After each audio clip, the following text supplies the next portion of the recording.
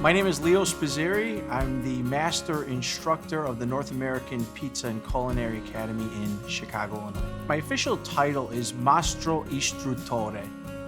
There's 5 styles of Italian pizza, and I went and I studied each one of those styles until individually I was able to achieve the master level. I've been making pizza in Chicago since I was a kid. Started very young age. And the thing that I loved always about Red Star, this was the same brand that my grandma was using, that my mother was using. And as I continued to grow throughout my career, it was still Red Star that we were using. At the end of the day, I couldn't have created this recipe for you without the help of Platinum Yeast from Red Star. Hi everybody, Leo Spizzirri from the North American Pizza and Culinary Academy. I'm the master instructor of Scuola Italiana Pizzaioli, and today what I'm going to be showing you is a fantastic formula to make grilled pizza. Let me get my ingredients all together. Again, we've got our olive oil, our sugar, our sea salt, our water, and then our platinum yeast. Now in my formula here, we're using water that's cold, because the way that I put this formula together, we're going to be using a method that's going to require us to divide our dough and then put it in the refrigerator overnight. These ingredients now are going to go into this bowl, but the easiest way that I can show you is by doing this by hand. Hand mixing is a great way to mix because you're going to be overworked before your dough is ever going to be overworked. I'm going to stick my hands in the bowl and I'm going to create a well inside of this flour, really just trying to build the walls up so that I've got enough room to add the water inside of here. Now what I'm going to do is I'm going to take all of my water, I'm going to go right into this bowl.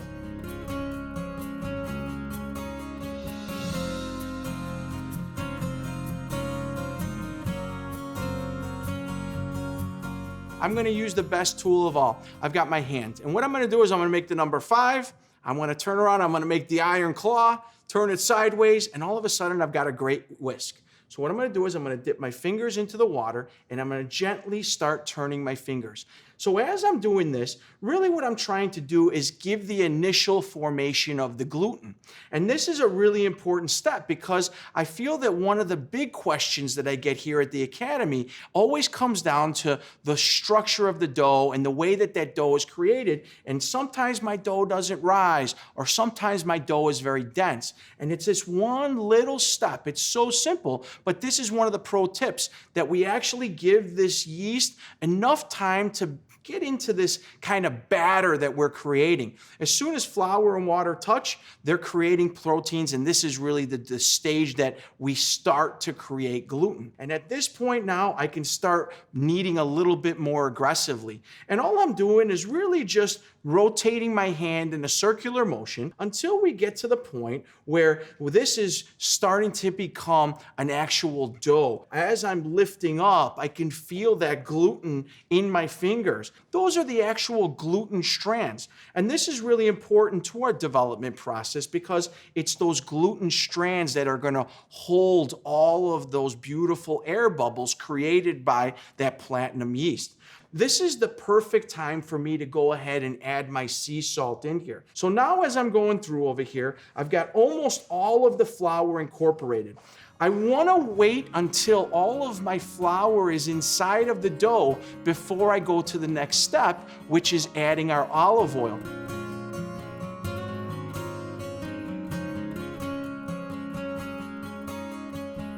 Now at this point, I'm going to go ahead and I'm going to add all of the olive oil into this mix.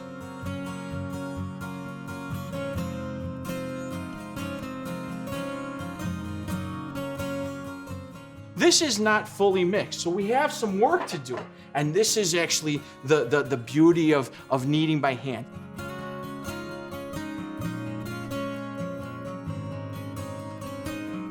So as we're kneading, we want to use that motion like the airplane is taking off, right? And this is just really massaging the dough on the top of the surface. And then once I've got this to the point that we've created something that looks like a burrito, then I would turn this to the side and you can see here's that seam. So if we do this again, I'm going to push forward with my hands and then use my fingertips to roll the dough, maybe about a half to a third of the way back. And then I'm going to continue kneading and massaging the dough just like this, all right? And you can see with just very little work, look at how beautiful and smooth this dough has already become. And this is telling me right now that my dough is very, very close to where I want it. So my dough right now is done. And what I'm gonna do, I'm just kind of curling the ends into the bottom, okay? And then what I'm gonna do next, I'm gonna take a bowl, I'm gonna take a little bit of oil, and I'm gonna coat the bottom of this bowl, just a little bit. If I take this and just turn this just like this, and I take my dough ball, right? The top of the dough ball, I'm gonna flip upside down into the oil, and then kind of just give this a turn inside of the bowl, and then flip it over.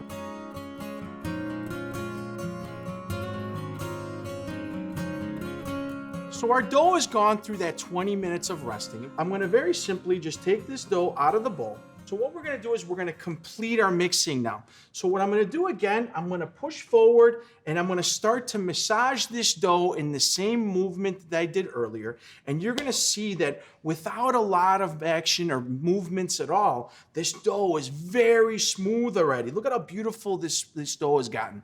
And all I'm doing is I'm gonna give this a couple minutes here. Maybe about a minute, minute and a half really is all I need. And the rest of that oil will be incorporated really nice inside of this dough. And this is at the perfect point right now to go ahead and divide the dough.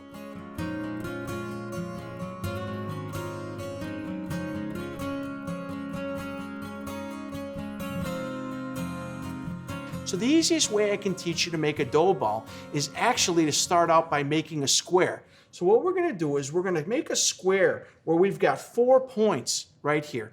And then I'm gonna take these 4 points, I'm gonna bring 2 of them to the middle, and then I'm gonna take the 2 opposite points and bring them to the middle. And then we've got, again, another 4 points. So I'm gonna take these 2 sides, bring them to the middle. I'm gonna take the other 2 points and bring them to the middle. And then all of a sudden, this is starting to turn into a dough ball. So again, all I'm gonna do is continue to fold these middles in. And then once we have something that we can kind of grab at the top, almost like a change purse. This is what I'm looking for. Really bringing all of those seams and points to the middle. By doing this, now we've created this smooth exterior. And then with just very little work at all, there's our nice, beautiful dough ball. Now, the way we're gonna finish this and the way you're gonna store these is I'm gonna take each one of these dough balls, put them in their own individual container without any olive oil and without any flour. The dough is gonna sit in the refrigerator for about 24 hours, but at least overnight. When the dough is ready, after that 8 to 12 hours or up to 24 hours, we remove the containers from the refrigerator, put them on the counter, and let them sit out for 90 minutes. Hey everybody, welcome back. So today, I've got a beautiful day here in Chicago, a perfect day to be grilling pizzas.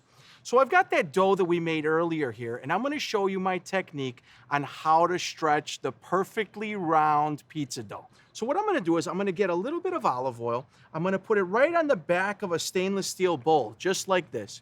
And then this little bit of oil, I'm gonna spread it all around, and we're gonna make a surface that's nice and lubricated. All I have to do to make a nice round circle is just take this dough, place it right on top of the bowl, just like this, and very gently just push down. And you can see all of a sudden all of those beautiful bubbles that are popping up.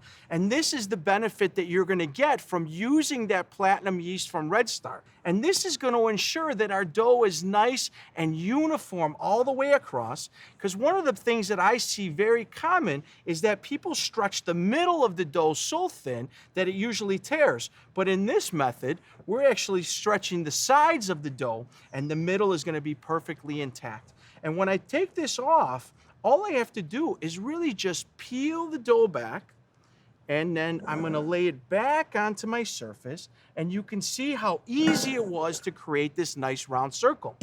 At this point, I'm gonna use my fingers, and I'm just gonna make some holes. We call this docking in the pizza business. This is gonna keep the dough from puffing up like a pita, and we don't want this to separate out. I want this to be all beautiful and bubbly. And because we didn't smash the dough with a rolling pin, all of these beautiful air bubbles have been retained inside of this dough, and we have a very beautiful base.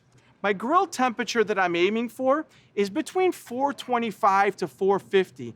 So all I have to do now, I'm gonna move the dough onto one hand, I'm gonna support it with my other hand, and now this is going to allow me to just take this dough, and then I'm gonna just lay the dough right into the center of the grill, and there's our perfect circle.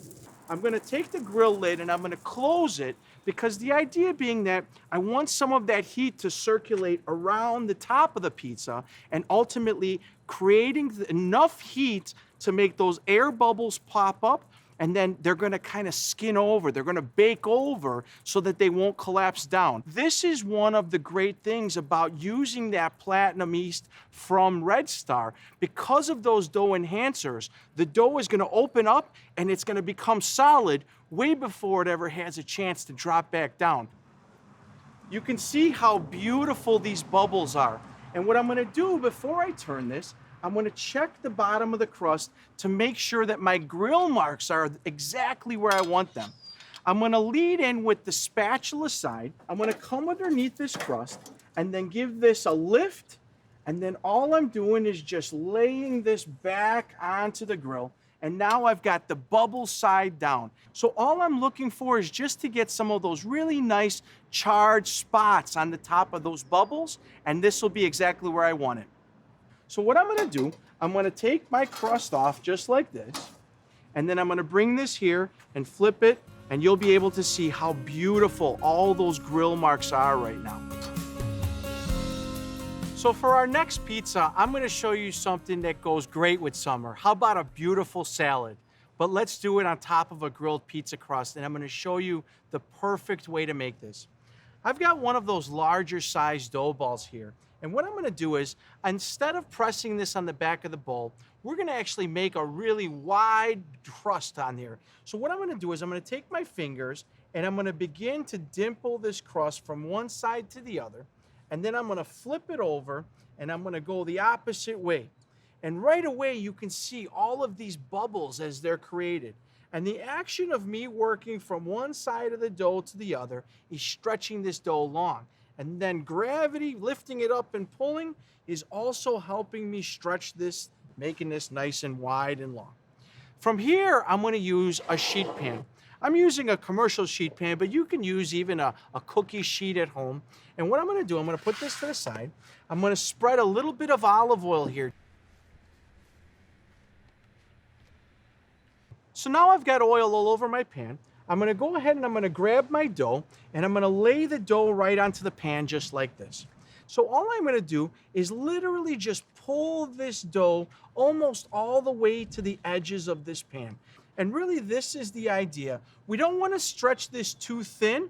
I'm gonna kind of dimple this, getting it to move around again to where I want it to go. And then as I pull this, I'll be able to just get it almost all the way to the sides. We're not trying to get this all the way to the edges, but again, just a really nice rectangular base. I'm gonna take my fingertips and I'm gonna make all these just little holes all the way through this crust so that it doesn't puff up like a big balloon.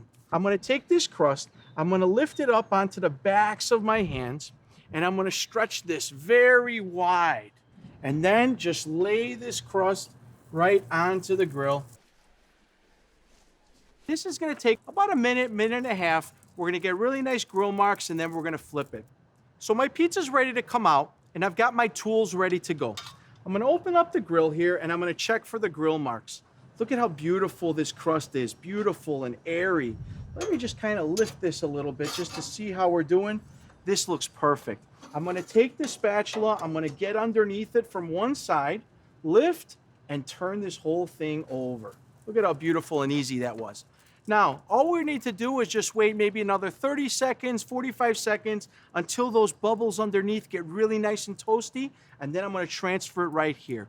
So if you're gonna be having a party, maybe a pizza party for your friends and family, you can do this step ahead of time so that when everybody arrives, all you're gonna have to do is just top the pizzas, put them on the grill, and then have a lot of fun.